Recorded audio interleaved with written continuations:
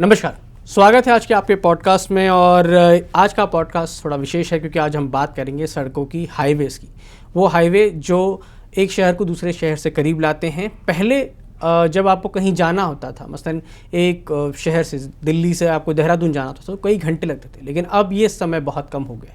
क्यों? क्योंकि देश में इंफ्रास्ट्रक्चर जो है बहुत तेज़ी से बढ़ा है, सड़कें, हाईवेज़ बहुत तेज़ी से बने हैं। लेकिन इसके पीछे की कहानी क्या है? ये जो तेज़ी आई है सड़कें बनने में या हाईवे बनने में, इसके पीछे की कहानी क्या है, इसके पीछे की मेहनत क्या है, यही समझने के लिए आज हमारे साथ वैभव डांगे मौजूद हैं, जो कि इंफ्रास्ट्रक्चर एक्सपर्ट हैं, और नितिन गडकरी, जो कि देश के सड़क परिवहन मंत्री हैं, उनके करीबी हैं। उनके साथ में पीएस के तौर पे उन्होंने काम किया है, NHAI में एडवाइज़र रहे हैं, और अब इंफ्रास्ट्रक्चर की इनकी खुद की एक फाउंडेशन है जो इस पे काम करती है। सर, सबसे पहले मैं तो जानना चाहता हूँ कि जब गडकरी जी सड़क परिवहन मंत्री बने, उससे पहले और उसके बाद में क्या बदलाव आप देखते हैं? धन्यवाद, आपने मुझे आज बुलाया। जैसे आपने कहा, बिल्कुल आपने सही कहा कि पिछले 11-12 सालों में बहुत ही आमूलचूल परिवर्तन भारत के इंफ्रास्ट्रक्चर और ख़ास करके हाईवे सेक्टर में देश ने देखा है। और बिल्कुल 2014 की ही शुरुआत करते हैं। 2014 में जब मुझे याद है 26 मई को पूरे मंत्रिमंडल का शपथ हुआ था, और 28 या 29 मई को गडकरी जी ने अपना पदभार स्वीकार किया था मंत्रालय में जाके, क्योंकि 27 मई उनका जन्मदिन होता है। तो 26 मई को मंत्रिमंडल की शपथ के बाद वो नागपुर गए और 28 मई को आकर उन्होंने अपना पद ग्रहण किया था।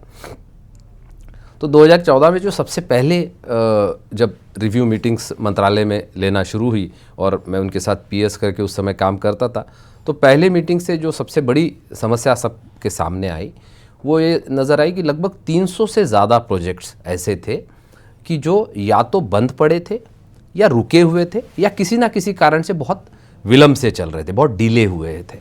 और ये 300 प्रोजेक्ट्स की जो अमाउंट ऑफ मनी इन्वॉल्व, वो लगभग 3 लाख करोड़ के आसपास था।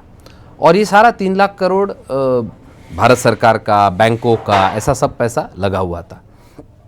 तो सबसे बड़ी समस्या थी कि इन प्रोजेक्ट्स को वापस पटरी पर लाना। और ये जो 300 प्रोजेक्ट्स रुके पड़े थे या डिले हो रहे थे, उससे लोगों की समस्या हो रही थी। साथ ही साथ पूरे सेक्टर में कॉन्ट्रैक्टर्स एकदम निराश की भावना में चले गए थे, क्योंकि पूरी हाईवे की अगर काम करना है तो पूरे इकोसिस्टम को काम करना पड़ता है किसी भी क्षेत्र में। तो चाहे मंत्रालय हो, चाहे डिज़ाइन बनाने वाले कंसल्टेंट हो, चाहे DPR करने वाले कंसल्टेंट हो, और अल्टीमेटली सड़क बनाने वाले कॉन्ट्रैक्टर्स हो, उन सब का समन्वय, बैंकों का समन्वय, बैंक क्योंकि फंडिंग करती है, पैसा देती है। तो इन सब को देखते हुए पूरे सेक्टर में एक निराशा का वातावरण था। मतलब एक उदाहरण मैं आपको बताऊंगा, L&T के उस समय चेयरमैन थे, वो माननीय मंत्री जी से मिलने आए, और एक शिष्टाचार भेंट थी, और बातचीत में मंत्री जी ने कहा कि अभी कितना आप काम कर रहे हैं, तो उन्होंने बताया ऐसे ऐसे है। तो मंत्री जी ने कहा कि अब आप आइए, और अब हमें अच्छा काम करना है इस देश में, मुझे अभी जिम्मेदारी मिली है, और मैं चाहता हूँ जल्द से जल्द हम परिवर्तन करें और अच्छा काम करें। तो उन्होंने मुस्कुराए, सुना, फिर निकलते समय कहे, सर मैं माफ़ी चाहता हूँ, मैं आपसे ज़्यादा वादा नहीं करूँगा। तो मंत्री जी ने कहा, क्यों, क्या हुआ? बोले, साहब हमारे बोर्ड ने निर्णय लिया है कि अब हाईवे सेक्टर में हम काम नहीं करेंगे। L&T ने कहा? L&T के चेयरमैन ने मंत्री जी को कहा। तो मंत्री जी ने कहा, ऐसे क्यों, आप तो इस देश की बड़ी जानी मानी इंजीनियरिंग कंपनी है और आप हाईवे सेक्टर से। तो उन्होंने कहा, साहब हम लोगों का अनुभव बहुत बुरा है पिछले 8-10 सालों का, और हमारे कई प्रोजेक्ट्स उसके कारण रुक गए हैं, डिले हो गए हैं, जिसके कारण बैंकों का कर्जा हमारा बढ़ गया है। और ये जो 3 लाख करोड़ का प्रोजेक्ट रुके थे, उसका इम्पैक्ट ये सारी कंपनियों के प्रोजेक्ट NPA हो रहे थे, उसके कारण बैंकों का कर्जा बढ़ रहा था, उनके कारण इनकी कंपनीज पे इम्पैक्ट आ रहा था। तो ऐसे मल्टीपल चैलेंजेस थे। तो गडकरी जी ने उनको कहा कि मैं आपको वादा करता हूँ कि आप 1 साल के अंदर दोबारा मेरे पास आएंगे और कहेंगे कि हम हाईवे में काम करना चाहते हैं। तो ये बात वहाँ ख़त्म हुई। बट ये स्थिति थी, मैंने उदाहरण देने का पीछे की मंशा ये है कि इस प्रकार का वातावरण, मतलब देश की सबसे बड़ी इंजीनियरिंग कंपनी को लगने लगा था कि नहीं, अब हम इसमें काम नहीं करेंगे। इतना निगेटिव काइंड ऑफ एनवायरनमेंट हो गया था, इतना डिप्रेसिंग एनवायरनमेंट हो गया था। और इसलिए सबसे बड़ा चैलेंज था, मुझे लगता है, वो उस मानसिकता को पॉजिटिविटी में बदलना कि इस देश में काम हो सकता है और अच्छा काम हो सकता है, और वो सबसे बड़ा मुझे लगता है बदलाव की ज़रूरत थी, और जिस पर सबसे पहले मंत्री जी ने और पूरी मंत्रालय ने और सरकार के तरफ से पूरी एक दिशा तय हुई, और वहाँ से फिर धीरे धीरे बदलाव होता गया। लेकिन 3 लाख करोड़ के काम को पूरा भी तो करना हुआ होगा उस समय, वो कैसे किया? जैसे मैंने कहा कि पदभार लेने के बाद और जब रिव्यू करने के बाद कुछ ही दिनों में माननीय प्रधानमंत्री जी ने हर मंत्रालय की आगे की दिशा तय करने के लिए मीटिंग हुई थी। ऐसे ही हाईवे मंत्रालय की एक मीटिंग माननीय प्रधानमंत्री जी ने की, जिसमें हाईवे सेक्टर के सारे अधिकारी, मंत्री जी और सब लोग गए थे, और उसमें माननीय मंत्री जी और हाईवे प्रधानमंत्री जी ने एक दिशा हाईवे सेक्टर के लिए तय की। माननीय प्रधानमंत्री जी ने कहा, क्योंकि देखिए सबसे बड़ा जो जिसको कहते हैं ना चैलेंज, हमने प्रॉब्लम एरिया आइडेंटिफाई किया, तो हमारे देश में उस समय हाईवे की लेंथ थी लगभग 96,000 किलोमीटर। लेकिन हमारे देश में टोटल रोड लेंथ जिसको कहती है, चाहे वो नेशनल हाईवे हो, चाहे राज्य का सड़क हो, चाहे ग्रामीण सड़क हो, चाहे कोई भी सड़क हो, छोटी बड़ी हर प्रकार की सड़क, शहर के अंदर की सड़क हो, तो हमारे देश की टोटल रोड लेंथ थी लगभग 50 लाख किलोमीटर आप कह सकते हैं। तो लगभग 50 लाख किलोमीटर हमारी रोड लेंथ थी, और उसमें हाईवे की लेंथ थी लगभग 96,000 किलोमीटर, यानी 2% हाईवे था केवल। लेकिन इस 2% हाईवे पे देश की 80% ट्रैफिक थी। बिल्कुल। तो बहुत बड़ा मिसमैच था कैपेसिटी में, और उसका जो सीधा इम्पैक्ट होता था वो होता था हमारे बिजनेसेस के लॉजिस्टिक्स कॉस्ट पे सीधा इम्पैक्ट होता था। और लॉजिस्टिक्स कॉस्ट का इम्पैक्ट का मतलब ये होता था कि हमारे देश में उस समय लॉजिस्टिक्स कॉस्ट थी लगभग 18%, क्योंकि हाईवेज कम थे, कंजेशन थे, ब्लॉकेज थे, और उसमें हाईवे है, पोर्ट्स है, सबका कंट्रीब्यूशन है। पोर्ट्स पे जल्दी सामान निकलेगा तो पोर्ट्स पे जल्दी इवैक्यूएशन होगा, तो ज़्यादा काम तेज़ी से होगा। तो ये लॉजिस्टिक्स कॉस्ट जो है वो इंटरनेशनल एवरेज था 8 से 10% का।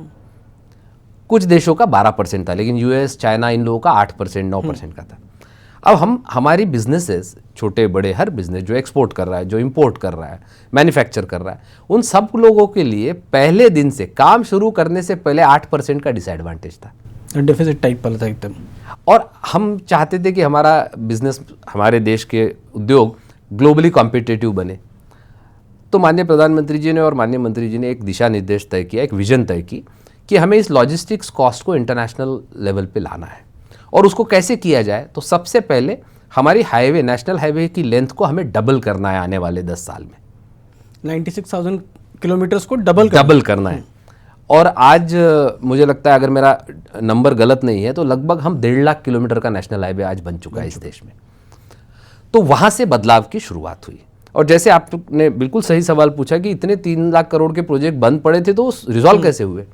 तो मुझे याद है, जो आजकल मॉडर्न भाषा में टाउन हॉल कंसेप्ट कहते हैं, तो ऐसे गडकरी जी प्रोजेक्ट्स के एक एक राज्य की, एक एक प्रोजेक्ट्स की बड़ी एक कॉन्फ्रेंस रूम में मंत्रालय के मीटिंग होती थी, और सारे स्टेक होल्डर्स को बुलाते थे।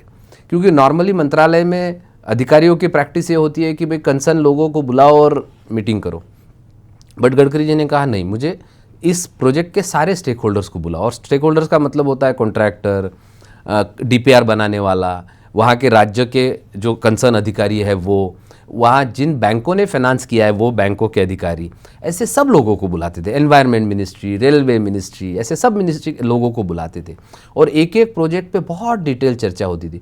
मुझे याद है, हम लगभग कई दिनों तक सुबह 10 साढ़े 10 बजे ये मीटिंग, 11 बजे ये मीटिंग शुरू करते थे, बीच में लंच का ब्रेक करते थे, उसके बाद फिर शुरू करते थे, तो रात को 10-10 बजे तक, 11-11 बजे तक ऐसी मीटिंग्स चलती थी।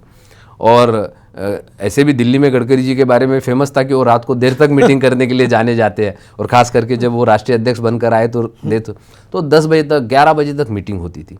लेकिन उस सब का फ़ायदा ये हुआ कि हर प्रोजेक्ट में समस्या क्या है, उस समस्या के मूल तक हम पहुँच पाए। क्योंकि देखिए, इस देश में एक जनरल परसेप्शन होता है कि कहीं भी अगर सड़क नहीं बन रही है या ख़राब बन रही है, तो हम कहते हैं कॉन्ट्रैक्टर बदमाश है। तो वो सड़क पे खड़ा हुआ कॉन्ट्रैक्टर ऐसा आदमी है जिसको हर आदमी आके थप्पड़ मार के जाता है। और मैं ये नहीं कह रहा हूँ कि सारे कॉन्ट्रैक्टर अच्छे ही है और दुनिया खराब है, वहाँ अच्छे बुरे हर प्रकार के लोग हैं। लेकिन कई बार मतलब मैं अपने अनुभव से इतना ज़रूर कह सकता हूँ कि खराब से खराब कॉन्ट्रैक्टर भी पैसा तभी कमा सकता है जब वो काम करेगा। बिल्कुल। अगर जिसकी चोरी करने की ही मंशा होगी, ऐसा भी कोई कॉन्ट्रैक्टर होगा तो उसको जमीन पे काम किए बगैर वो चोरी भी नहीं कर सकता है। तो हमने ऐसे कॉमन प्रॉब्लम्स आइडेंटिफाई किए, क्योंकि ये एक और समस्या थी।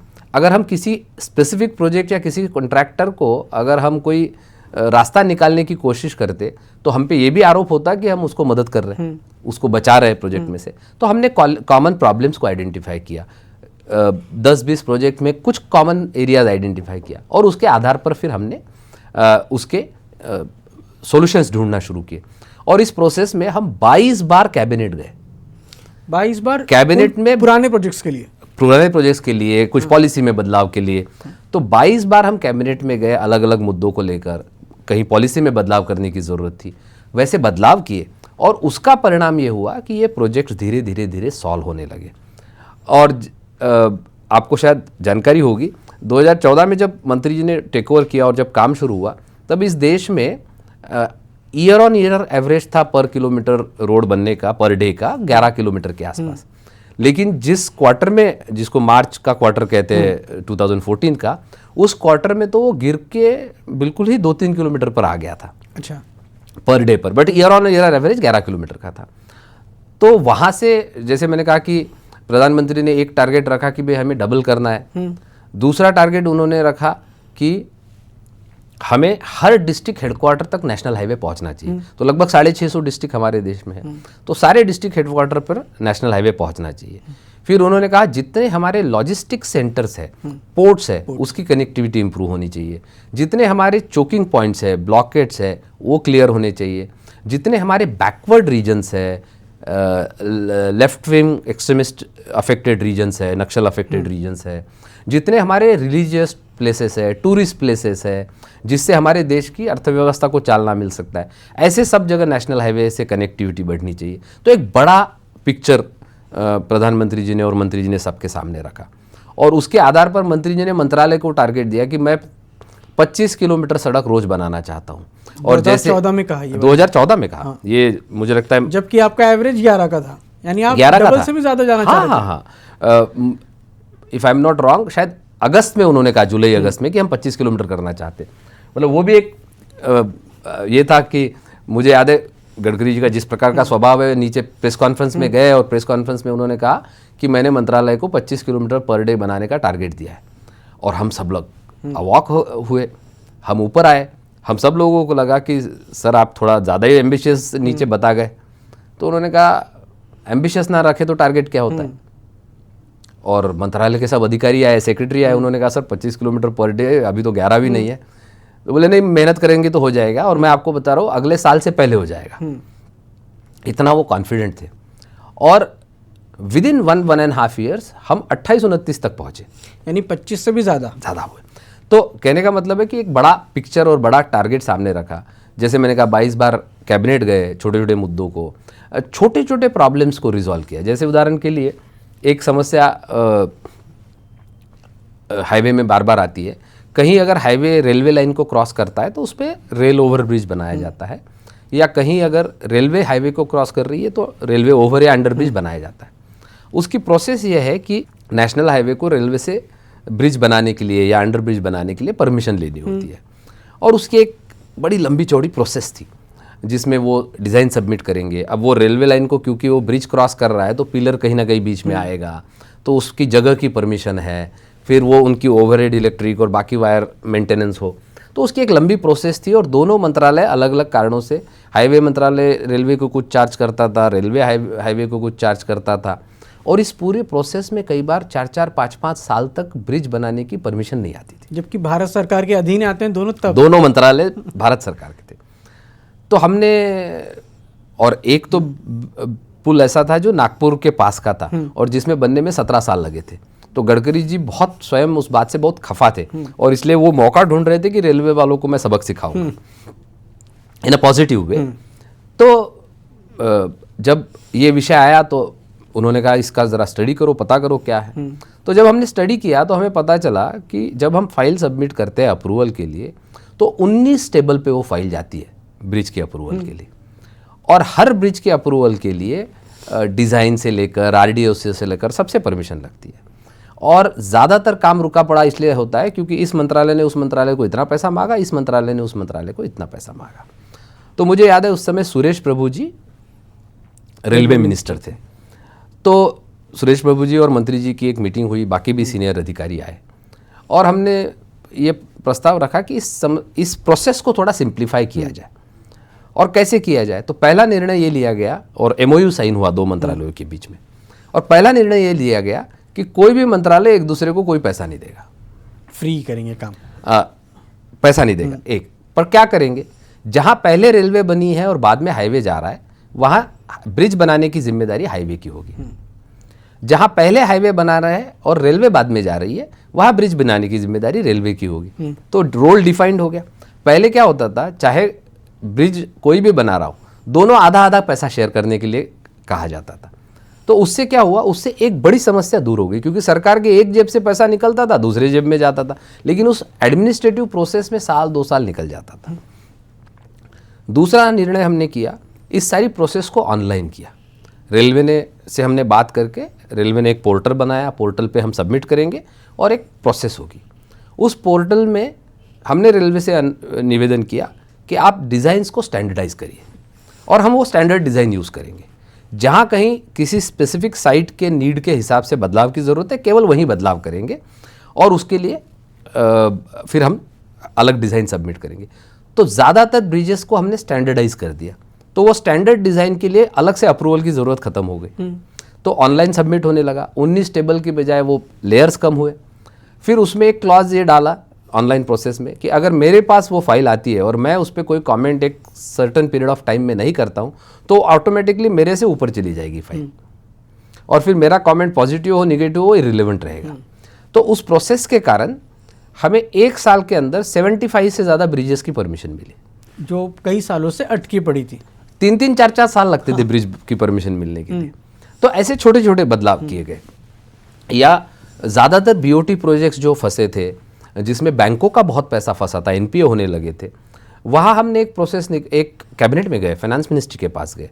फाइनेंस मिनिस्ट्री को हमने कहा कि ये बैंकों का पैसा फंसा हुआ है और हमारे देश का NPA होगा, तो हमें कोई ऐसी स्कीम निकालना चाहिए जिसमें वन टाइम हम फंड इन्फ्यूज़ करें और उन प्रोजेक्ट को पूरा करें। और जो टोल उनको कलेक्ट करना है वो टोल पहले हम कलेक्ट कर ले, हमारा पैसा हम वसूल कर ले और उसके बाद बचा हुआ काम उनको टोल मिले।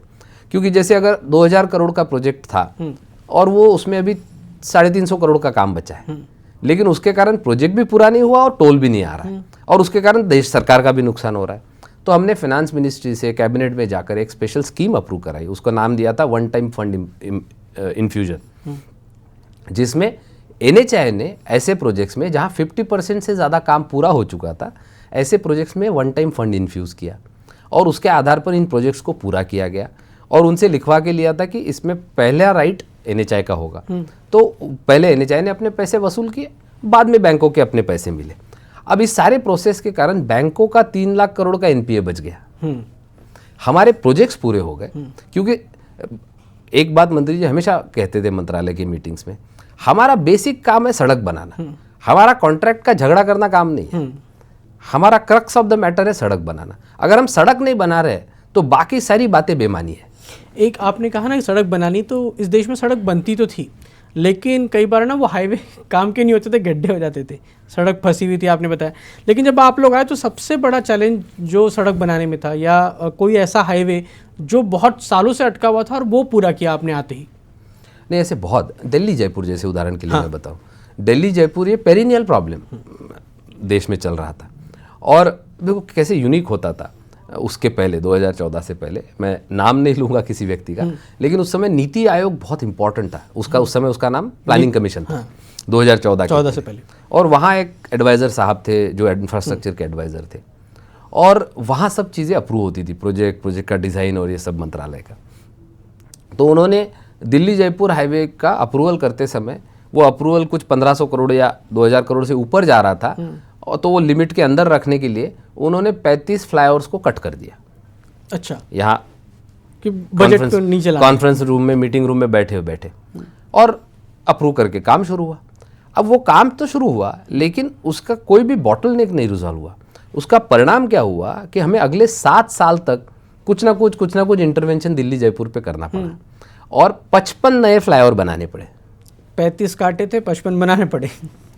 अब ये जो छोटी छोटी बातें होती है तो कई बार डिसीजन मेकिंग में ग्राउंड रियलिटीज़ को देखना, उनकी समस्याओं को समझना और उन समस्याओं को समझकर डिज़ाइन और प्रोजेक्ट्स को बनाना, ये ज़रूरी इसलिए है क्योंकि अभी तो शायद हम एक जनरल अप्रोच होता है सरकार में कि कोई कुछ डिमांड कर रहा है तो उनका कुछ व्यक्तिगत लाभ होगा, बट कई बार इस प्रकार के प्रोजेक्ट्स में आपने लार्जर इशू जब तक आप नहीं देखेंगे तब तक बहुत मुश्किल होगा। जैसे मैं और सड़क में सर एक चीज़ आप बोल रहे हैं इसलिए मैं आपको टोक रहा हूँ, सॉरी, लेकिन जो ये हाईवेज बनते हैं ये तो प्रॉब्लम सॉल्व करने के लिए होते हैं, लेकिन ये वाले जो हाईवे का आप जिक्र कर रहे हैं इसका बहुत बड़ा प्रॉब्लम भी होता था कि आप दिल्ली से बाहर गुड़गांव जाते हैं और गुड़गांव से जयपुर आने के बीच में आप कई जगह फंसते थे। क्या ये 55 फ्लाईओवर्स उन्हीं जगहों पे बने थे? हाँ, सब जगह ये जो बॉटलनेक्स ऐसे अलग अलग जगह बॉटलनेक्स बने थे, तो उसके कारण लोगों को टाइम ज़्यादा लगता है आपकी। अच्छा, ये दिल्ली जयपुर ये हमारा दिल्ली मुंबई कॉरिडोर था, इतना क्रिटिकल कॉरिडोर था। मतलब एक छोटा सा उदाहरण मैं आपको बताता हूँ कि अगर एक ट्रक दिल्ली से मुंबई जाता था तो 12 तो उसको टोल प्लाजा पे रुकना पड़ता था, और इन ट्रैफिक जैम्स के कारण अगर 10 मिनट एक टोल प्लाजा पे लगता है तो 120 मिनट वो आइडियल इंजन खड़ा रहता था। अमाउंट ऑफ फ्यूल बर्न होता था, टाइम वेस्ट होता था, पैसा लगता था। तो इन सब चीज़ों को प्लानिंग में थोड़ा रियलिस्टिकनेस कम था, और सरकार में ब्यूरोक्रेसी में एक इनबिल्ट कंजर्वेटिव अप्रोच होता है, और मैं दोष नहीं देता हूँ उनको, बट ये एक कल्चर का पार्ट है। उसमें मेजर बदलाव मंत्री जी ने इंटरवीन करके उनकी जो थॉट प्रोसेस थी जैसे, और ये उनकी पर्सनैलिटी का इनबिल्ट पार्ट है क्योंकि आप जानते ही है पहला देश का एक्सप्रेसवे मुंबई पुणे उन्होंने बनाया। तो मुंबई पुणे एक्सप्रेसवे की कल्पना से कोई सहमति नहीं था उस समय। हाँ, कोई मानने को तैयार नहीं था कि इतनी कम दूरी, मतलब इतनी कम एक्सप्रेसवे बनाना चाहिए, यही कोई कन्विंस नहीं था। और बनाने के बाद इतने साइज का बनाना चाहिए, इतना बड़ा बनाना चाहिए। तो मुझे आज भी याद है जब वो हमेशा कहते हैं कि मैं उस समय भी कह रहा था कि हमको मुंबई पुणे एक्सप्रेसवे कम से कम 10-12 लेन का बनाना चाहिए, लेकिन तब अधिकारियों को कन्विंस करते करते 6 लेन का बना। बट आज आप देखिए मुंबई पुणे एक्सप्रेसवे पूरा होकर लगभग 26-27 साल हो गए। बिल्कुल 26 साल तो हो ही, 25 साल तो हो ही गए। 25 साल से वो आज भी एक्सप्रेसवे इस देश के इंफ्रास्ट्रक्चर का कितना बड़ा काम कर रहा है। नहीं तो आप सोचिए इस देश का इतना बड़ा इकोनॉमिक कॉरिडोर था मुंबई पुणे, वो ठप हो जाता। बिल्कुल। लेकिन ये एक्सप्रेसवे बना तो आपका फ्लाइट बंद हो गई मुंबई पुणे की। तो इतना बड़ा इम्पैक्ट इस प्रकार के इंफ्रास्ट्रक्चर प्रोजेक्ट्स का होता है, और उसका एक बड़ा विजन रखे। और इंफ्रास्ट्रक्चर हमारे देश में आप किसी भी लोगों से पूछोगे तो हम बहुत आसानी से कहते हैं कि हमारे देश में लॉन्ग टर्म प्लानिंग हम नहीं करते, बड़ी सोच हम नहीं रखते। यही तो बड़ी सोच है ना, हमने 50 साल की, 55 साल की, 100 साल की प्लानिंग करने की आवश्यकता है। तो मुझे लगता है वो बदलाव धीरे धीरे उन्होंने उस पूरी सोच में लाना शुरू किया। एक फ्यूचरिस्टिक अप्रोच होता है कि अगले 30 साल 40 साल के लिए आप हाईवे बनाते हैं, लेकिन जब हाईवे बनते नहीं हैं तो उसके लिए भी लोग सरकार को दोषी ठहराते हैं, चाहे वो किसी की भी सरकार रही हो। एक हाईवे का मैं जिक्र कर रहा हूँ सर, दिल्ली से अगर आप देहरादून जाना चाहते थे, मैं 2007-8 की बात कर रहा हूँ, तो 7-8 घंटे मिनिमम लगते थे, क्योंकि पहले दिल्ली से मेरठ, मेरठ से मुजफ्फरनगर, फिर होते हुए रुड़की जाते हुए बड़ा, वो सड़क आप लोगों ने बनाई। और उसके पहले भी दिल्ली मेरठ एक्सप्रेसवे बनाया, वो कितना चैलेंज भरा था सर? नहीं, आपने अच्छा बताया दिल्ली मेरठ एक्सप्रेसवे का। ये दिल्ली मेरठ एक्सप्रेसवे की जो अभी हम बात कर रहे थे कि प्लानिंग 50 साल का होना चाहिए, तो अलग अलग थॉट्स चल रहे थे। और एक कंसल्टेंट ने प्रेजेंटेशन दिया था कुछ 8 लेन बनाना, 7 लेन बनाना, 10 लेन बनाना, बट एक कंसल्टेंट ने अच्छा बड़ा 14 लेन बनाने का प्रेजेंटेशन दिया था। और वो सारा स्टडी करने के बाद मंत्री जी ने कहा नहीं, हम 14 लेन का एक्सप्रेसवे बनाएंगे। और उस समय मंत्रालय में, देश में किसी ने सोचा नहीं था कि दिल्ली से मेरठ तक 14 लेन का एक्सप्रेसवे कैसे बनेगा और कौन उसको चलेगा और कहाँ इतना ट्रैफिक है, क्योंकि लोगों को लगता नहीं है कि इतना ट्रैफिक होगा। और आज आई एम श्योर आप सब लोग, हम लोग यूज़ करते हैं। लेकिन अगेन मैं जो उसमें बहुत रियलिस्टिक प्लानिंग हम लोगों ने किया। अब जैसे फॉर एग्जांपल जब ये दिल्ली के रिंग रोड से एक्सप्रेसवे शुरू होने वाला था, तो वहाँ हमने 3 और 3 लेन जो एक्सप्रेसवे जो सीधा मेरठ तक जाना है उसके लिए रखी, ताकि वो एक्सेस कंट्रोल रहे, लोगों का फास्ट मूविंग हो। उसके बाद 2-2 लेन हमने ऐसी रखी जिसमें शहर का ट्रैफिक, लेकिन उसको भी सब जगह फ्लाईओवर हो ताकि कहीं सिग्नल ना लगे, ये ना लगे, वो रखी। और उसके बाद 2 लेन रखी जो नीचे के लोगों को कहीं लोकल एरिया में कन्वर्ट करना है, ट्रांसफर करना है। दूसरा, जितनी क्रॉसिंग्स है बीच में दिल्ली मेरठ एक्सप्रेसवे में, वहाँ सब जगह अंडरपास दिया हुआ है और उस अंडरपास को बहुत रियलिस्टिकली और बड़ा बनाया है। उस समय तक जो स्टैंडर्ड था मंत्रालय का वो बहुत छोटा था, जिसको व्हीकल अंडरपास कहते थे, ट्रक वगैरह जाने के लिए वो बड़ा होता था और बाकी जगह छोटे छोटे अंडरपास बनाते थे, जिसके कारण ट्रैक्टर भी कई बार फंस जाता था, बस भी फंस जाती थी और ट्रैफिक जाम वैसे के वैसे रहता था। तो सड़क तो बनती थी, अंडरपास तो बनता था, लेकिन ये छोटा छोटा बनता। तो हमने एक इंजीनियर्स की 2-3 लोगों की टीम लगाकर स्टडी कराकर अंडरपास का स्टैंडर्ड डिजाइन चेंज किया, यानी उसकी हाइट बढ़ाई, स्पेस बढ़ाई। तो जब हम अंडरपास बना रहे हैं तो सब जगह यूज आना चाहिए। तो इसलिए आप दिल्ली मेरठ एक्सप्रेसवे में दिल्ली से देखकर वहाँ चलेंगे तो सब जगह अंडरपासेस बहुत अच्छे साइज के बने हुए हैं। बिल्कुल। अब ये छोटी छोटी चीज़ों के कारण आज वो एक्सप्रेसवे ऑपरेशनल होके भी 6-7 साल हो गए, 5-6 साल हो गए और आपको कहीं भी बॉटलनेक उसमें नहीं मिलता है। मेरठ जाने में जहाँ 1.5 2 घंटा लगता था, वो आज 40-42 मिनट में हम मेरठ पहुँचते हैं। और इसका जो सीधा इम्पैक्ट आया है वो इम्पैक्ट आता, आज हम अर्बनाइजेशन और इन्फ्लक्स की बात करते हैं कि अर्बन सेंटर पे इन्फ्लक्स आती है, वो हम जब तक फैसिलिटी बड़े शहरों से कनेक्टिविटी की अच्छी नहीं करेंगे। आज मेरठ की कनेक्टिविटी अच्छा होने के कारण लोग दिल्ली आके रहना नहीं चाहते, अपने घर में रहते हैं और 40 मिनट में 42 मिनट में आते हैं। और अब तो बाकी भी RRTS वगैरह शुरू होने के कारण और कनेक्टिविटी इंप्रूव हुई है। तो मुझे लगता है इस टाइप की जो छोटी छोटी बातों को ध्यान रखना ज़रूरी होता है। अब दिल्ली मेरठ बनाते समय बहुत अलग अलग प्रकार के चैलेंजेस आए। लैंड एक्विजिशन, दिल्ली में जो लैंड एक्वायर करना था वो ज़्यादातर एनक्रोच लैंड था, दिल्ली सरकार को इन्वॉल्व करना था, दिल्ली सरकार के होने के कारण पॉलिटिकल चैलेंजेस थे। एज यू नो, हर जगह हर राज्य में कभी ना कभी कोई ना कोई चुनाव भी चल रहा होता है, तो इन सब चैलेंजेस को करना था। लेकिन उसमें एक अप्रोच बहुत कॉमन मंत्री जी ने सबको कहा, देखिए हम किसी की लैंड एक्वायर कर रहे हैं तो उसका हमें वाजिब उसको मुआवजा देना चाहिए, क्योंकि लोगों की केवल हम लैंड एक्वायर नहीं कर रहे, उसको हम इतने हम उसकी पूरी एक जीवन की एक जो व्यवस्था बनी है उसको डिस्टर्ब कर रहे हैं। और उसको हमने इतना सिंपल शब्दों में नहीं समझना चाहिए, हमने उसको इतना आसान नहीं लेना चाहिए कि कोई मान लो शॉप चला रहा है, किसी नई जगह जाकर वो शॉप फिर लगाएगा, फिर वो शॉप चलने लगेगा। It's a very difficult challenge. एक सेंस में जीवन को दोबारा शुरू करने का काम है उसके लिए। तो इसलिए हमें रियलिस्टिक होना चाहिए। और इसलिए जब लैंड एक्विजिशन बिल का इशू आया तो सरकार ने बहुत पॉजिटिवली लैंड एक्विजिशन बिल को अडॉप्ट किया, कॉम्पेंसेशन को बहुत रियलिस्टिक और प्रैक्टिकल किया। उसका परिणाम ये हुआ कि दिल्ली में एक एडवर्सरी पॉलिटिकल सरकार थी, लेकिन कहीं भी आपने कोई ऐसी चर्चा नहीं सुनी होगी कि जहां लैंड एक्विजिशन में दिक्कत हुई। केवल दिल्ली मेरठ एक्सप्रेसवे और हाईवे के एक्विजिशन में दिल्ली में कभी कोई प्रॉब्लम नहीं हुआ, क्योंकि हमने कॉम्पेंसेशन अच्छा दिया। सरकार को, राज्य सरकार को कहा कि ये आपके हित में है, इसमें पॉलिटिक्स नहीं लाना चाहिए, और उसका फायदा हुआ, लैंड एक्विजिशन हुआ। लेकिन सर आपको इसका फायदा शायद यूपी में उस समय नहीं मिला था, क्योंकि यूपी में जो है 8 किलोमीटर शायद रास्ता जो है दिल्ली में था, बाकी यूपी में था, वहाँ सरकार दूसरी थी, तो आपको तकलीफें आई थी। उसमें भी बताता हूँ कैसे चैलेंजेस आए। अब जैसे बिल्कुल आपने कहा, जैसे गाजियाबाद के बाद यूपी शुरू होता है। अब वहाँ यूपी में जहाँ सड़क बननी थी वहाँ घर बहुत बिल्कुल लगे हुए थे और वो कच्चे टाइप मकान थे। अब वहाँ हम कुछ भी खुदाई या कुछ काम करते थे तो इम्पैक्ट आता था। दूसरा एक चैलेंज था कि इतना बड़ा हाईवे बन रहा है, आपने अभी देखा होगा 2 जगह पर, खास करके सेक्टर 62 के पास सड़क के बीच में आपको एक मेट्रो का पिलर खड़ा दिखेगा, जो अभी केवल पिलर है। तो हमने दिल्ली मेट्रो और यूपी मेट्रो के पीछे पड़े। आपका आने वाले दिनों में फेज़ है कि यहाँ से मेट्रो वहाँ क्रॉस होनी है। इतना बड़ा हाईवे बनने के बाद, एक्सप्रेसवे बनने के बाद आप बीच में पिलर डाल नहीं पाएंगे, तो आपको अभी पिलर आप डाल के रखिए। हम 50% कॉस्ट बेयर करने के लिए तैयार है। तो उस पिलर की 50% कॉस्ट NHAI ने बेयर की। अच्छा। और वो अभी से डलवा के रखा, तो जब कभी आने वाले दिनों में आपका एक्सपेंशन होगा तो आप अपना मेट्रो उधर ले जा सकते। सिमिलरली दिल्ली में मयूर विहार के पास मेट्रो ने अपना काम बिना परमिशन लिए फटाफट आगे शुरू किया और हाईवे के बिल्कुल बीच में एक पिलर डाला था। तो NHAI has put it foot down और मेट्रो को हमने वो पिलर हटवाया। अगेन वहाँ 50% कॉस्ट NHAI ने शेयर की, लेकिन उसको डिज़ाइन करते समय उसको परमानेंट बॉटल में रिजॉल्व हो इसी हिसाब से किया।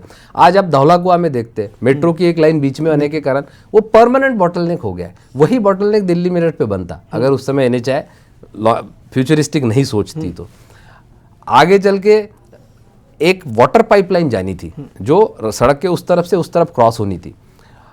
लेकिन यूपी सरकार का जो जल निगम जो भी उनकी संस्था थी, उनका कहना था अभी हमारे तुरंत 2-4 साल में तो हमारे पास पैसा नहीं है इस पर काम करने के लिए।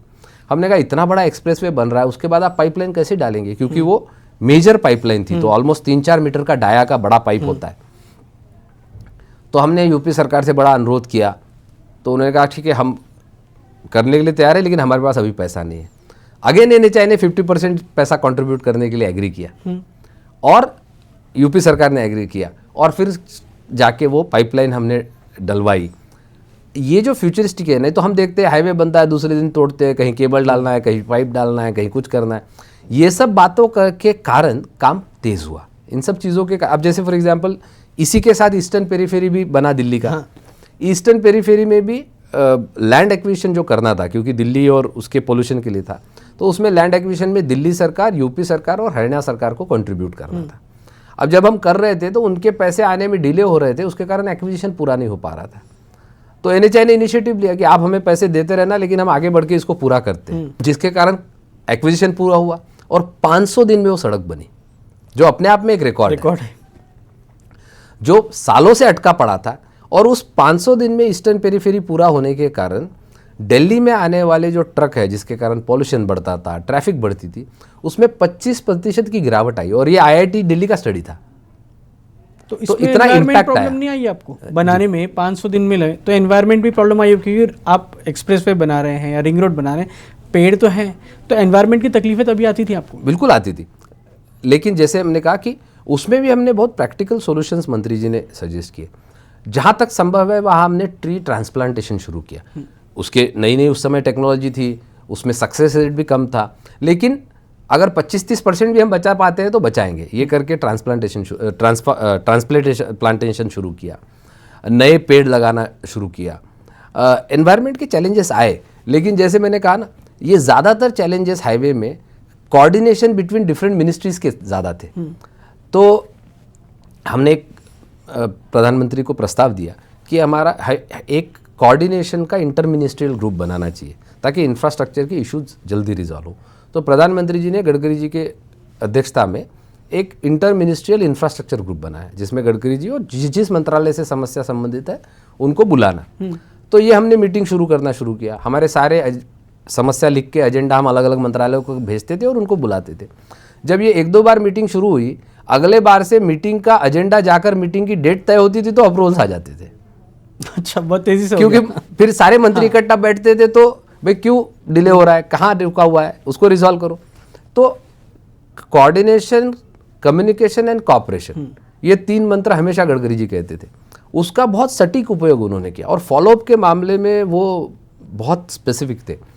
मतलब कई बार मैंने खुद क्योंकि उनके PS करके काम किया, तो मुझे याद है रात को वो 11 बजे उतरते थे नागपुर में, या कहीं प्रवास से उतरते थे, और फ्लाइट में उनको कुछ चीज़ें याद आती थी, जो अपने जेब में हमेशा एक छोटी डायरी रखते थे, उसमें लिख के रखते थे, और उतरने के बाद 11 बजे मुझे फ़ोन करते थे कि अरे ये 4 चीज़ों का क्या हुआ, पता करो, अपडेट दो।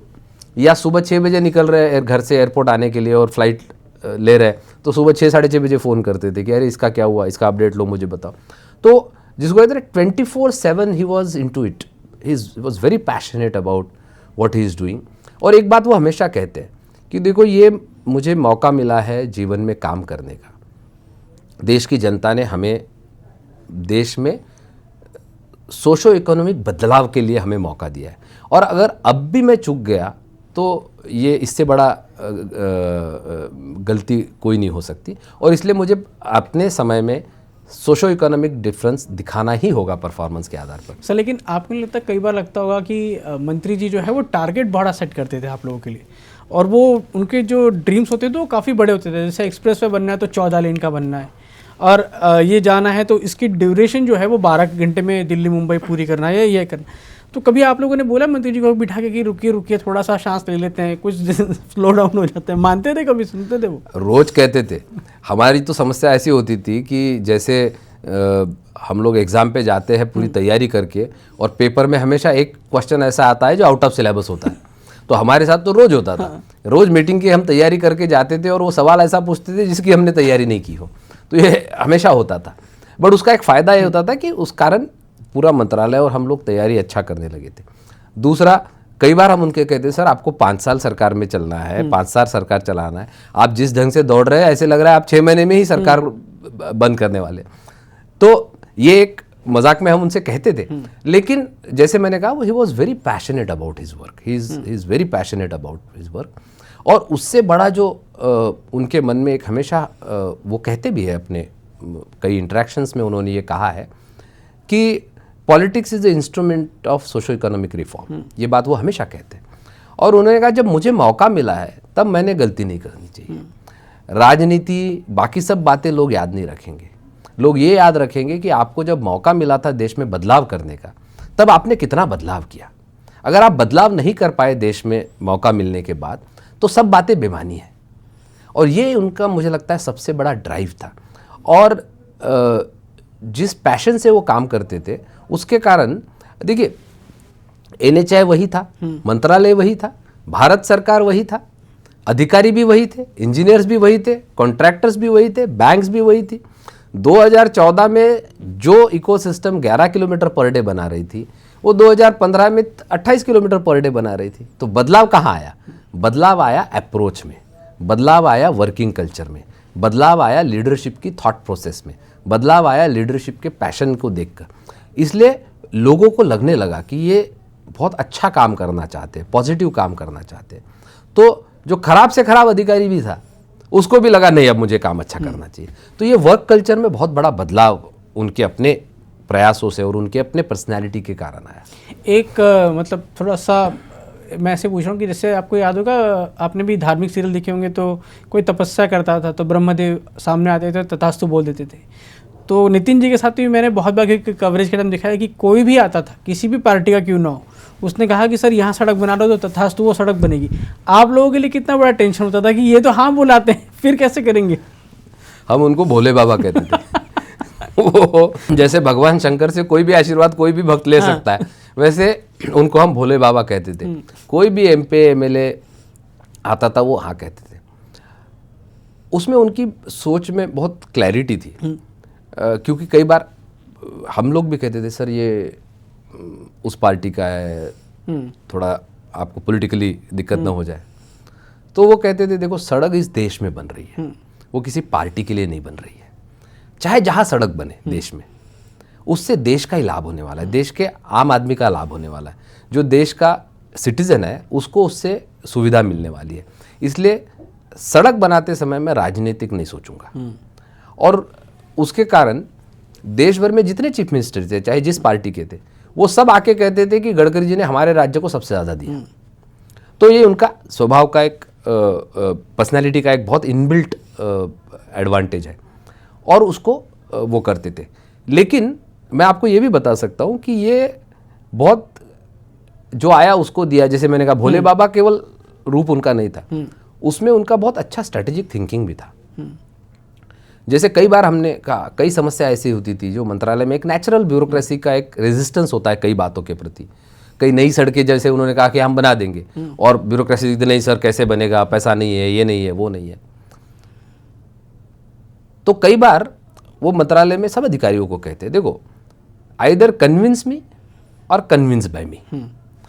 आपके सामने समस्या है, मैंने कहा ये सड़क बनानी है और आपको सॉल्यूशन नहीं मिल रहा है, आप मेरे पास ले आइए। मैं आपको सॉल्यूशन नहीं दे पाया तो हम किसी और के पास जाएंगे, वो हमें सॉल्यूशन नहीं दे पाएंगे तो फिर सोचेंगे। लेकिन हमारे पास सॉल्यूशन नहीं है इसका मतलब काम नहीं होगा, ये नहीं सोचना चाहिए। एक तो ये बदलाव लाया। दूसरा उसमें वो थोड़ा स्ट्रेटेजिक थिंकिंग भी करते थे। जैसे उन्होंने कई बार हमें इनफॉर्मली कहा कि यार ये इस पर निर्णय नहीं हो रहा है ना मंत्रालय में, अपने ही पार्टी की किसी MP को कहो कि पार्लियामेंट में सवाल पूछे। तो हम उन्होंने अपने ही पार्टी के कई MP से सवाल पूछवाए पार्लियामेंट में और उसमें वो उसका जवाब देकर एश्योरेंस देते थे। तो पार्लियामेंट में एश्योरेंस हो गया तो मंत्रालय की मजबूरी होती थी काम करने की। तो ये भी कई बार स्ट्रेटेजिकली करते थे दिमाग से। तो जिसको कहते हैं कि he was also equally smart administrator. कि एडमिनिस्ट्रेशन की चैलेंजेस को जैसे उन्होंने वो कहते थे अधिकारियों को देखो मैं आपके कंधे पे से बंदूक नहीं चलाऊंगा, जिस जगह आपको लगता है कि आप नहीं कर सकते आप फाइल पे लिख के भेजो। अगर उसको ओवररूल भी करना है तो मेरा अधिकार है, और अगर मुझे फाइल पे ओवररूल करके साइन करना है तो वो करूंगा और उसकी जिम्मेदारी मैं लूंगा। मैं आपको दिक्कत में नहीं डालूंगा, मैं आपके कंधे से बंदूक नहीं चलाऊंगा। उसके कारण अधिकारियों का भी बहुत कॉन्फिडेंस बढ़ता था।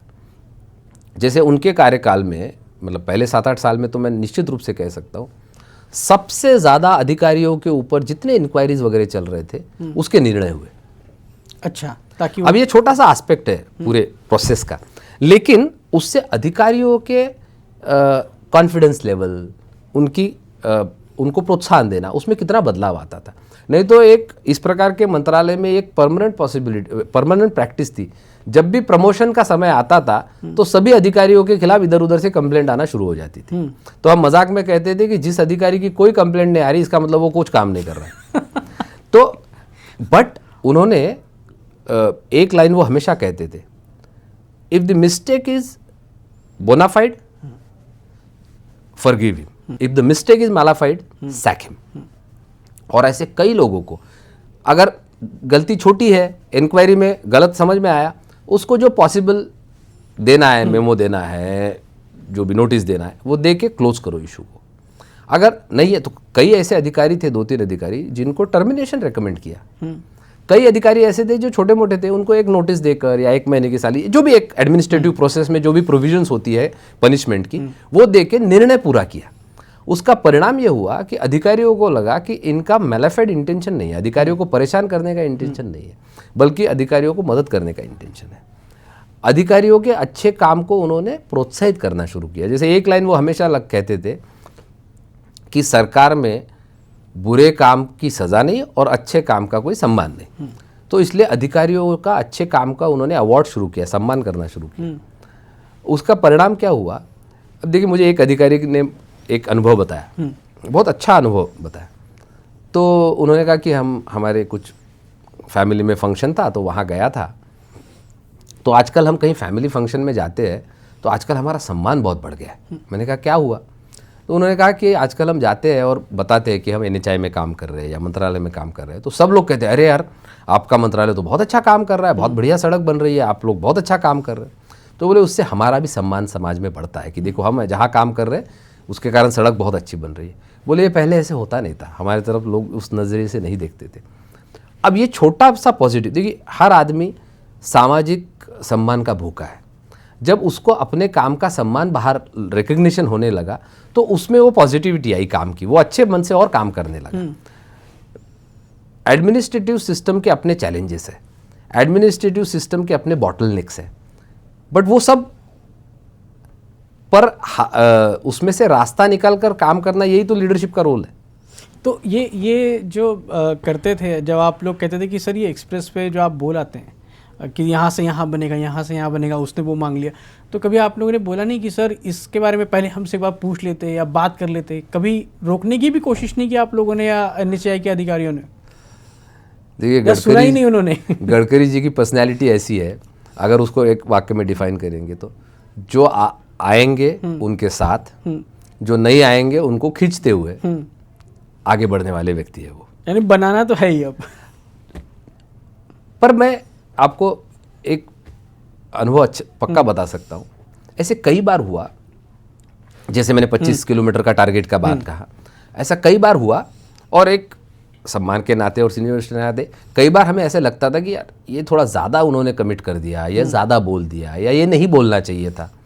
और आके हम कहते भी थे कि सर थोड़ा आपने ज़्यादा तो नहीं बोला। वो सुनते थे, कुछ रिएक्ट नहीं करते थे। उनकी पर्सनैलिटी की ये भी एक बहुत खासियत थी कि उन्होंने जैसे हमने कोई भी सुझाव या कमेंट दिया तो वो बहुत शांति से सुनते थे।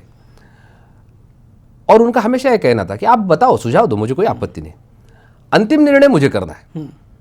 इसलिए आपने सुझाव दिया, सही गलत जो भी होगा निर्णय मेरा है और उसकी जिम्मेदारी मेरी है। तो ऐसे कई बार हुआ कि हमें लगा कि ये निर्णय थोड़ा हमसे गलत हो गया। कई बार ऐसे लगा कि इससे पॉलिटिकल नुकसान ना हो जाए। And after few months, after few days, जब वो इम्प्लीमेंट होने लगा result, he has always been proven right. तो एक वो सेंस होता है पॉलिटिकल। जैसे अगर उसको कंपेरेबल उदाहरण देना है तो एक मैनेजर और एक उद्योजक, एंटरप्रेन्योर, उनकी, एक एंटरप्रेन्योर किसी, जैसे कोविड आया तो एंटरप्रेन्योर उसमें अपनी अपॉर्चुनिटी खोजता है। बिल्कुल।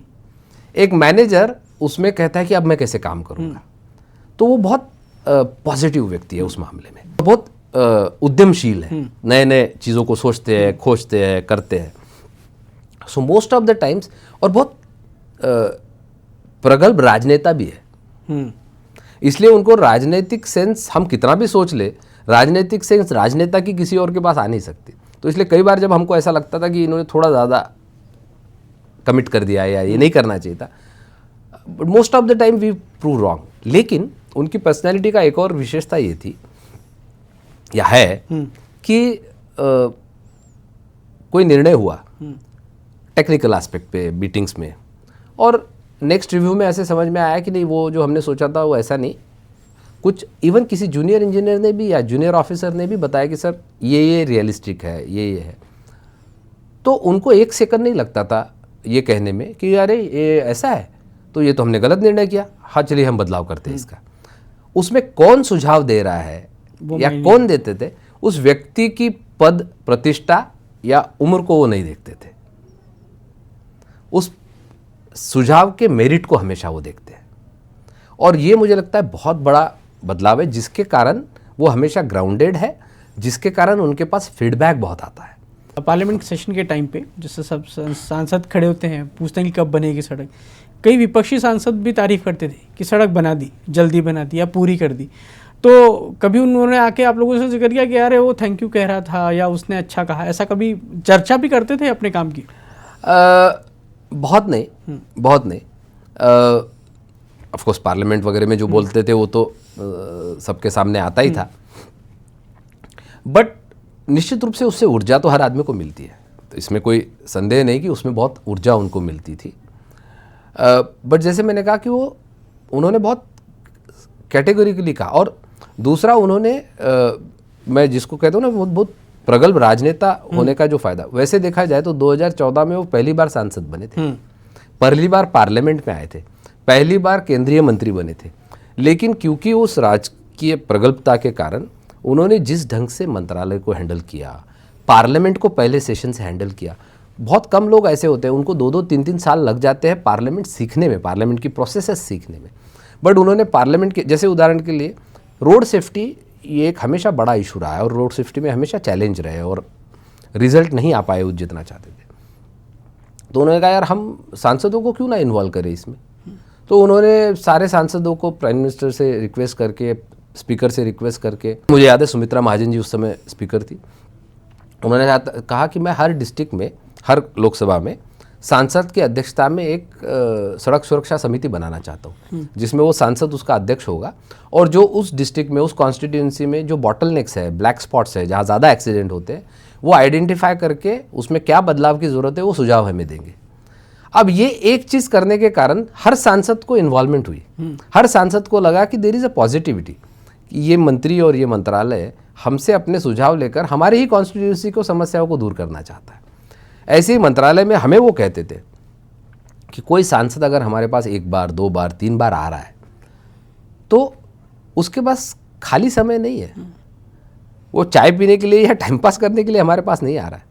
अगर वो कोई 2 बार, 3 बार आ रहा है, इसका मतलब जेन्युइनली उनका समस्या है, और उस समस्या का समाधान हम कर सकते हैं तो हम करें, नहीं तो मैं कई ऐसे अनुभव जानता हूँ, वहाँ सांसद को उन्होंने कहा ये नहीं कर सकता, मैं सॉरी, ये मैं नहीं कर सकता, ये मेरे अधिकार से बाहर है, ये मैं नहीं कर सकता।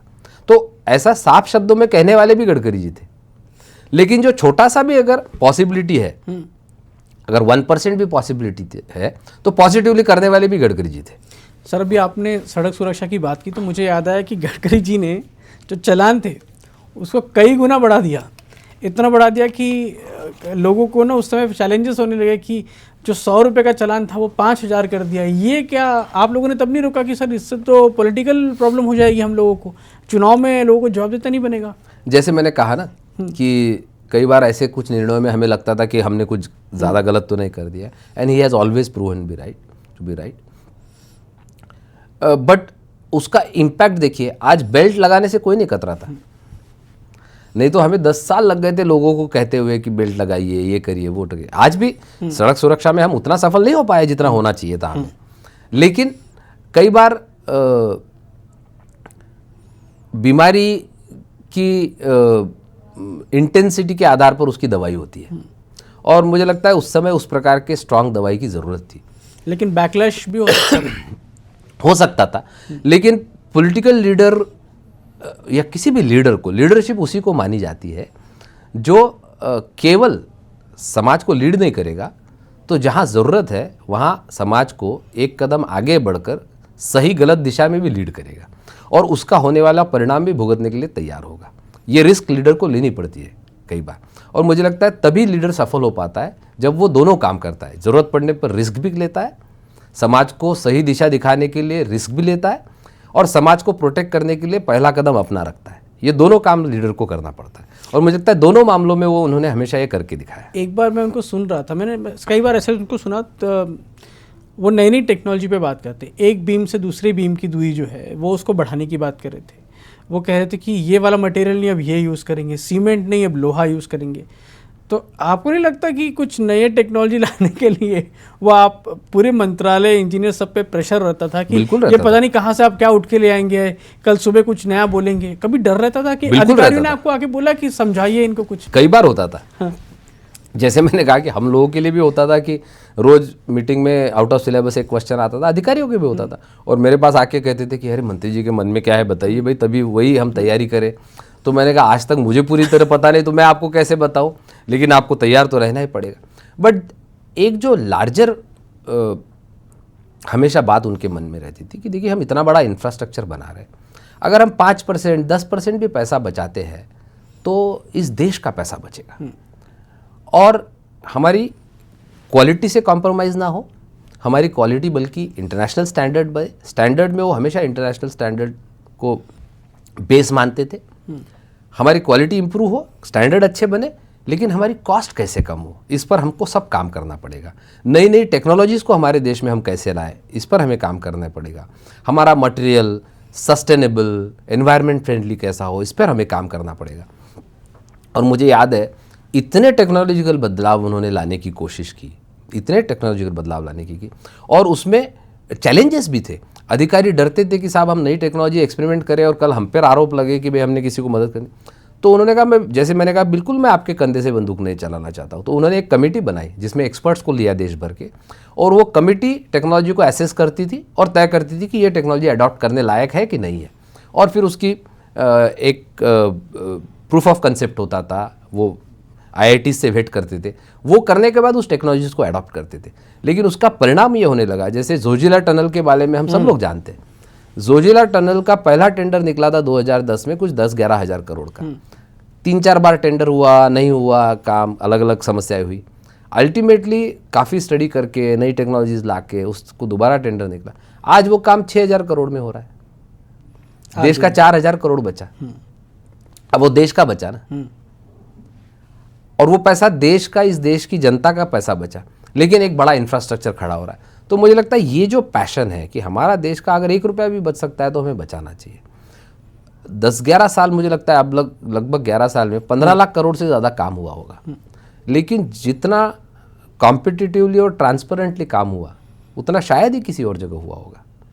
15 लाख करोड़ में आज तक कोई ये नहीं कह सकता है कि यहाँ की प्रोसेस में कुछ समस्या हुई है। और कई जगह तो ऐसा हुआ है कि bidding 15%, 20% below the tender price गई है, इतना कॉम्पिटिटिव बिडिंग हुआ है। उसका कारण ये हुआ कि हमारे देश में उतनी कैपेसिटी बिल्ड हुई। लेकिन सर वो जिस तरह का टारगेट रखते हैं, जैसे दिल्ली मेरठ एक्सप्रेसवे का रखा, या दिल्ली से मुंबई का रखा, या जयपुर वाला जो टारगेट रखा, या बाकी शहरों को जोड़ने का टारगेट रखा, तो आपको लगता है वो कई बार रियलिस्टिक नहीं लगता? जैसे 2 साल में दिल्ली से मुंबई 10-12 घंटे में कहते थे, वो कहते हैं अभी भी, और उसका बहुत सारा एरिया हो भी चुका।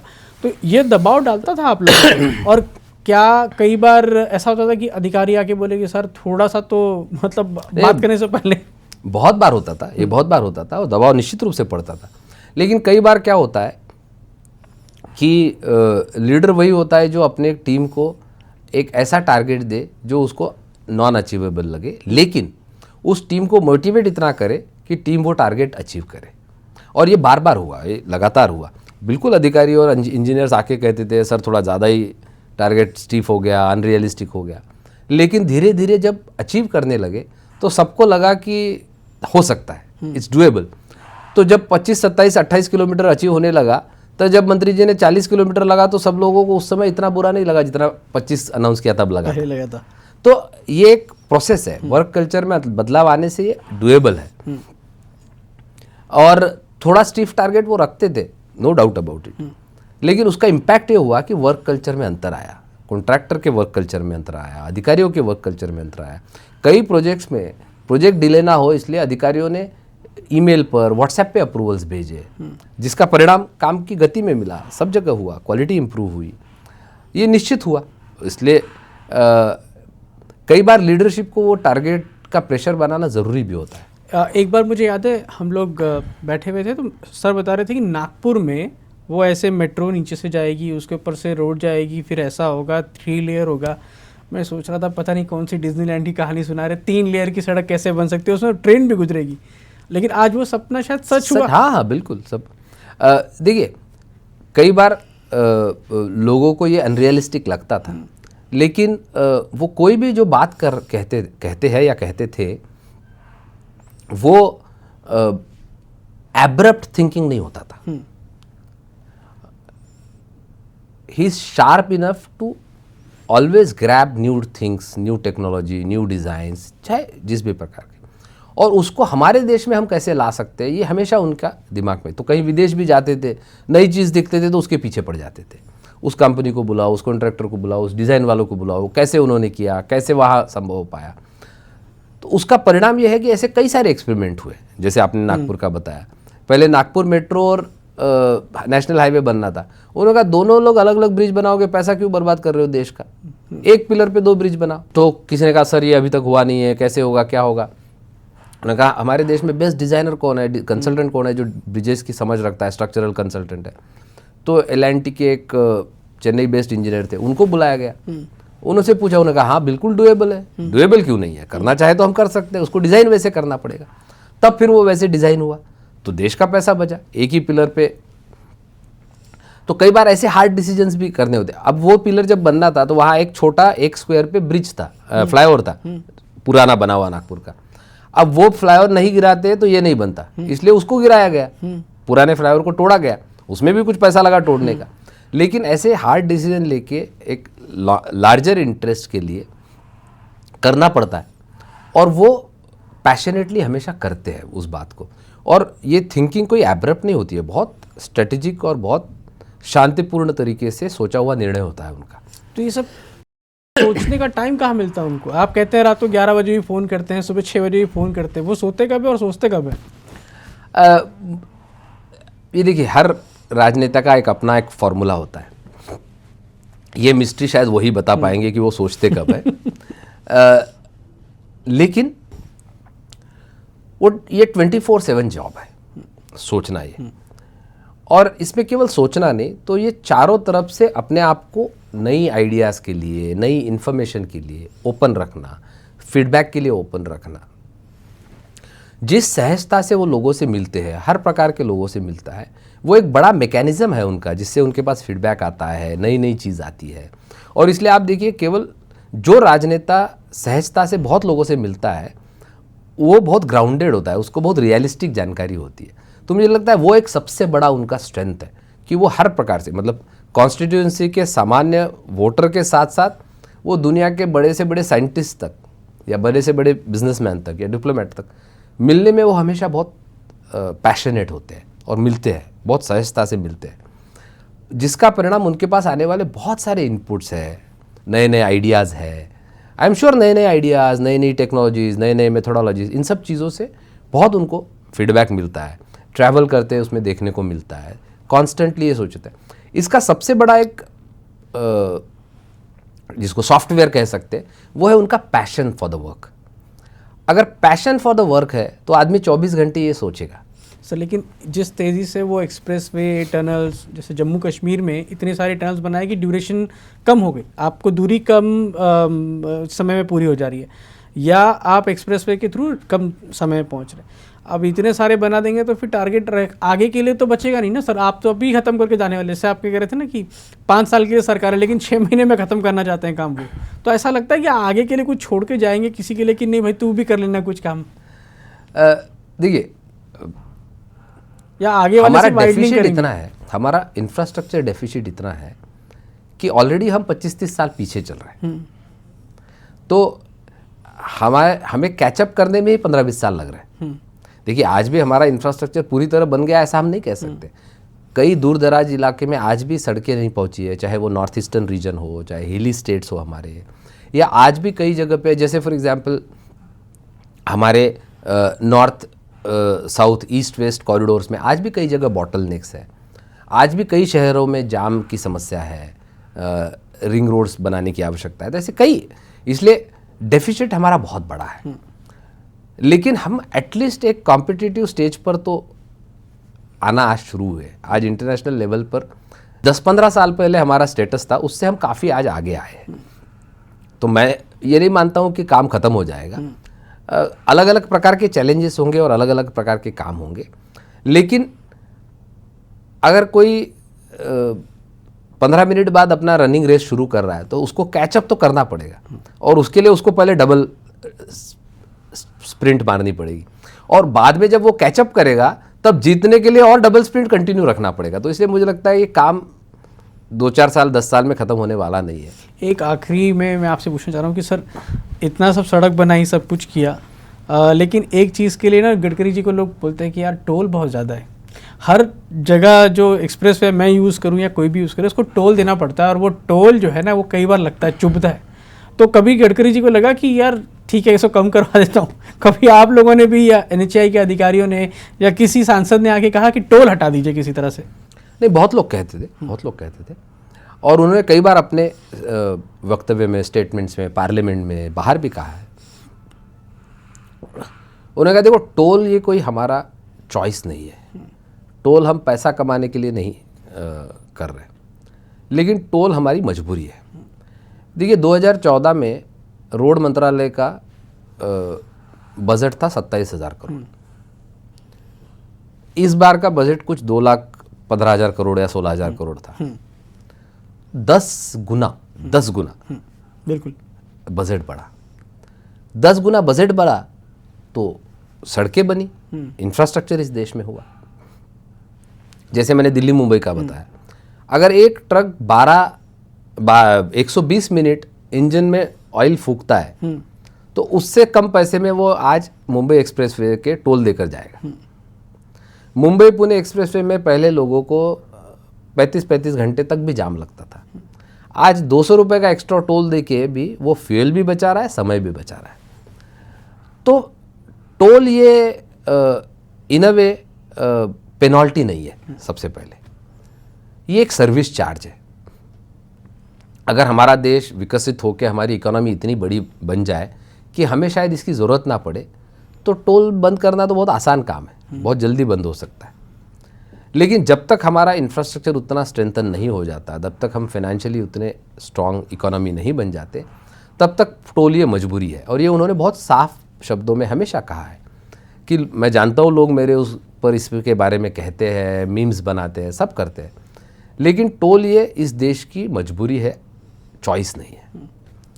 क्योंकि देखिए पेट्रोल 2002 में जब अटल जी की सरकार ने पेट्रोल पे और डीजल पे सेस लगाया, उस पैसे से देश में पहली बार नेशनल हाईवे डेवलपमेंट प्रोग्राम शुरू हुआ, NHDP, जिसको चारधाम और चतुर्भुज परियोजना, गोल्डन क्वाड्रिलेटरल, ये सब चल रहा। तो पैसा तो लगेगा, लेकिन साथ ही साथ उसको लोगों को उस जो टोल देना पड़ रहा है उसके लिए अच्छी सर्विस उनको कैसे मिले, इस पर क्वालिटेटिव इम्प्रूवमेंट कैसे हो, उस पर उन्होंने फोकस करने के लिए हमेशा NHAI को कहा।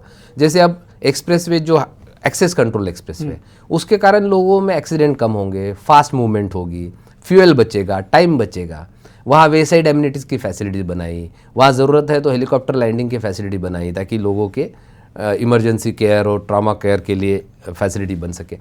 तो ये टोल के बदले लोगों को सर्विस अच्छी मिले, इस पर फोकस किया। अब देखिए पहले 3-3, 4-4 मिनट एक टोल पे लगता है, आज 10 से 15 सेकंड में एक टोल से हम बाहर निकल सकते। एक फास्टैग लगने के कारण लोगों का कितना टाइम और पैसा बचने लगा। आज 97% पैसा फास्टैग का इलेक्ट्रॉनिकली टोल का कलेक्ट होता है, उसका इम्पैक्ट ये हुआ कि फास्टैग आने के बाद 4 साल के अंदर टोल कलेक्शन डबल हो गया, लीकेजेस बंद हो गए, जो बाकी टोल के ऊपर की गुंडागर्दी थी वो कम हो गई। आपको याद होगा 3-4 साल पहले हर रोज किसी ना किसी टोल पे गुंडागर्दी की खबर आती थी। अब फास्टैग लगने के बाद मैं ये नहीं कह रहा हूँ 100% बंद हुआ होगा, लेकिन बहुत कम हो गई वो घटनाएं, क्योंकि अब सिस्टम ऐसी बनी। तो मुझे लगता है लोगों को टोल देने से ज़्यादा, टोल देने के बाद भी अगर सड़क की क्वालिटी ख़राब हो, अगर टोल प्लाजा पे मुझे 15-15 मिनट रुकना पड़े, मुझे रास्ते में कहीं पेट्रोल पंप ना मिले, मुझे रास्ते में कहीं टॉयलेट ना मिले, साफ़ जगह ना मिले, खाने के लिए अच्छी जगह ना मिले, तो मुझे लगता है लोगों का गुस्सा ज़्यादा है।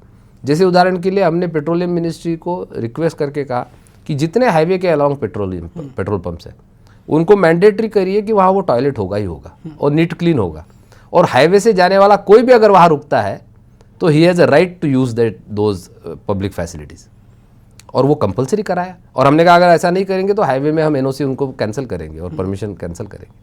उसका परिणाम हुआ कि ये फैसिलिटीज़ बिल्ड हुई।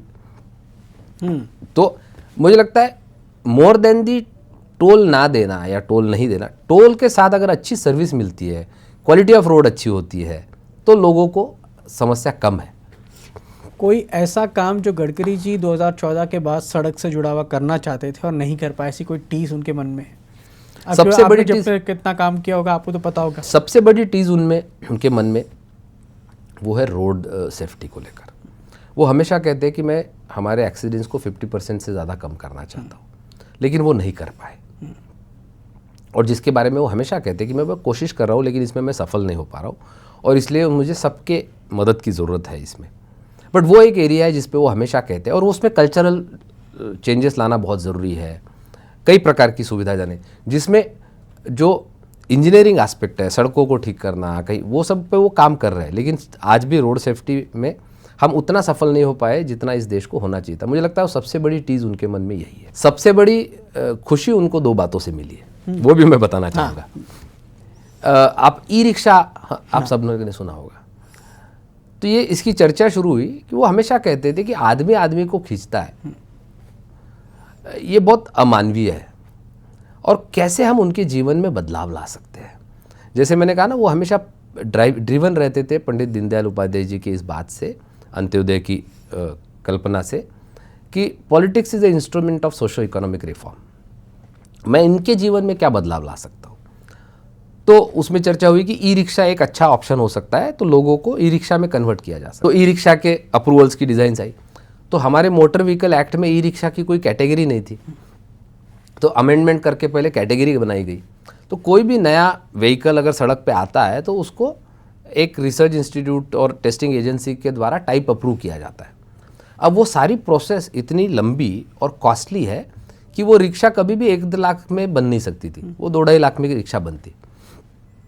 लेकिन हमें रिक्शा बनानी थी 1 लाख के अंदर, क्योंकि वो सामान्य रिक्शा पुलर को देनी थी हमें। तो फिर हमने सॉल्यूशंस निकाले। तो फिर हमने क्या किया कि जो अलग अलग गाड़ियों के अप्रूव्ड पार्ट है उनको असेंबल करके आप ई रिक्शा बनाओगे तो अलाउ किया। उसके डिज़ाइन को एक स्टैंडर्डाइज अप्रूव किया, जिससे उनकी कॉस्ट कम हुई। उसका परिणाम ये हुआ कि हम 1 लाख के अंदर रिक्शा दे पाए, और आज देश में कम से कम 3-4 करोड़ रिक्शा पुलर्स जो है वो पैडल वाली रिक्शा के बदले ई रिक्शा यूज़ कर रहे हैं। एक ई रिक्शा यूज़ करने के कारण इतना बड़ा सेहत में उनके बदलाव आया, क्योंकि ये रिक्शा पुलर्स को हर प्रकार की बीमारी होती थी, टीबी से लेकर, क्योंकि इतना एक्सट्रीम लेबर था। फिर उनकी आमदनी, जो पहले दिन भर में 100-200 रुपये कमाते थे, क्योंकि 400-500 रुपये कमाया, उसमें 200-300 रुपये रिक्शा कॉन्ट्रैक्टर के पास जाता था, आज उतने टाइम में क्योंकि वो ई रिक्शा है तो वो ज़्यादा फेरी कर रहा है, उसके कारण उसका इनकम ऑलमोस्ट डबल हो गया। तो आज 100-200 की बजाय 300-400 कर रहा है। उसके सेहत में बदलाव आया, तो वो अपना परिवार के लिए, घर के लिए, बच्चों के लिए समय दे रहा है, बच्चों को पढ़ाई में थोड़ा पैसा लगा पा रहा है, सेहत में पैसा लगा पा रहा है। तो मुझे लगता है उनको हमेशा इस बात से बहुत आनंद मिलता है कि हम एक क्वालिटेटिव बदलाव ला पाए लोगों के जीवन में। दूसरा आनंद उनको हमेशा मिलता है, ये जो हमेशा वो बायो एनर्जी और बायोफ्यूल्स और ग्रीन एनर्जी की बात करते हैं, he has been very passionate about it. और वो एक बात हमेशा कहते थे कि इस देश का किसान केवल अन्नदाता ना रहे, तो वो अन्नदाता से ऊर्जादाता बने। और आज 20% इथेनॉल का सक्सेसफुल प्रोग्राम जो इस देश में हुआ है, उसमें सबसे बड़ा पुश अगर किसी का रहा है तो माननीय गडकरी जी का रहा है, उसका सीधा इम्पैक्ट देखिए। 1,75,000 करोड़ का इंपोर्ट बिल हमारा बच रहा है हर साल इथेनॉल के कारण। उस 1,75,000 करोड़ में से लगभग 1 लाख करोड़ जो है वो किसानों के पास जा रहा है। और केवल इथेनॉल नहीं, ethanol, electric vehicle, hydrogen, biodiesel, CBG, हर प्रकार के बायो एनर्जी को बहुत हमेशा से, और उसमें उन्होंने हमेशा बहुत पॉजिटिवली क्लाइमेट चेंज और इन सब बातों को किया। एक आखिरी उदाहरण आपको बताता हूँ। 2017 में यूरो 4 इस देश में लागू हो गया था और चर्चा हुई कि अब हम नेक्स्ट एमिशन नॉर्म्स पे कैसे जाएंगे। तो ये हुआ कि हमारे यहाँ उसको भारत 4 कहते हैं, भारत 4 स्टेज, बाहर उसको यूरो 4 कहते थे। तो ये हुआ कि हम भारत 4 से भारत 5 पे जाएंगे, फिर भारत 6 पे जाएंगे। तो उन्होंने एक मीटिंग में कहा कि भाई हम भारत 4 से 5 पे क्यों जा रहे हैं, दुनिया कहाँ है? तो बोले दुनिया तो 6 पे है। तो बोले हम सीधा 6 पे क्यों नहीं जा सकते, कि जब दुनिया पहुँच गई है। तो सब ऑटो कंपनीज ने कहा कि साहब वो एक प्रोसेस तो दुनिया भर में 4 से 5 पे गए, 5 से 6 पे गए, हम कैसे अचानक एक जंप करें। 1 साल लगा अलग अलग प्रकार की स्टडी करते समय। हमने देश भर के, दुनिया भर के लोगों को बुलाया, OEMs को बुलाया, रिसर्चर्स को बुलाया, एक्सपर्ट्स को बुलाया। 1 साल तक बहुत चर्चा हुई और बहुत ऑटो कंपनीज ने विरोध किया उस बात का। और एक मीटिंग में उन्होंने कहा कि देखिए इस देश को और 5 साल पोल्यूशन कम करने के लिए वेट नहीं कर सकता, हम सीधा भारत 6 पे लीप फ्रॉग करेंगे। और उस दिन उन्होंने कहा कि आपके सबके सुझाव मैं 1 साल से ले रहा हूँ, अब निर्णय मुझे करना है। और जैसे मैंने पहले बताया, आप सब लोग आएंगे तो मेरे साथ, नहीं आएंगे तो मैं खींचते हुए ले जाऊंगा। और उन्होंने डिक्लेयर किया कि 2021 से हम भारत 6 एमिशन नॉर्म्स लागू कर रहे हैं। तो सब ने कहा साहब उसके लिए हमें फ्यूल बदलना पड़ेगा, सारे पेट्रोल पंप पे फ्यूल लगाना पड़ेगा। तो पेट्रोलियम मिनिस्ट्री से बात की, पेट्रोलियम मिनिस्ट्री ने लगभग 60,000 करोड़ इन्वेस्ट किया रिफाइनरीज पे भारत 6 लेवल का फ्यूल लाने के लिए। लेकिन हुआ और 2021 में लॉन्च हुआ, और 2021 के डेडलाइन के 6 महीने पहले सारे कंपनियों ने अपने प्रोडक्ट्स लॉन्च किए। मुझे लगता है ये इतना बड़ा कंट्रीब्यूशन है हमारे पोल्यूशन को कम करने में, क्योंकि सबसे बड़ा ये एमिशंस कंट्रीब्यूट करते हैं पोल्यूशन में, apart from the dust and other things. तो ये ऐसे जो छोटे छोटे पैशनेट उनके मुद्दों के प्रति जो उनकी पैशन है, कमिटमेंट है, इस देश में मुझे मौका मिला है तो मैं बदलाव ला के दिखाऊंगा। मुझे लगता है ये सबसे बड़ा ड्राइव उनका हमेशा रहा है। थैंक यू वैभव जी, आपने इतनी सारी बातें बताई। जब आप उनके साथ करीब से काम कर रहे थे, इतनी चीज़ें देखी, तो वैभव डांगे जी ने बताया कि किस तरह से पैशनेट थे सड़कों को लेकर, और अभी भी जिस तरह से भारत में सड़कें बन रही हैं, जिस रफ्तार से, वो रुकी नहीं है। और अभी भी नए नए आइडियाज़ के साथ, नए नए एक्सप्रेस वे बनाने के लिए, एक जगह से दूसरी जगह जल्दी पहुँचाने के लिए वो अभी भी काम कर रहे हैं। और माई वे और हाईवे, उनका यही शायद सिद्धांत है और उसी सिद्धांत पे वो आगे बढ़ते जा रहे हैं। Thank you so much Vaibhav ji, thank you so much, बहुत बहुत धन्यवाद।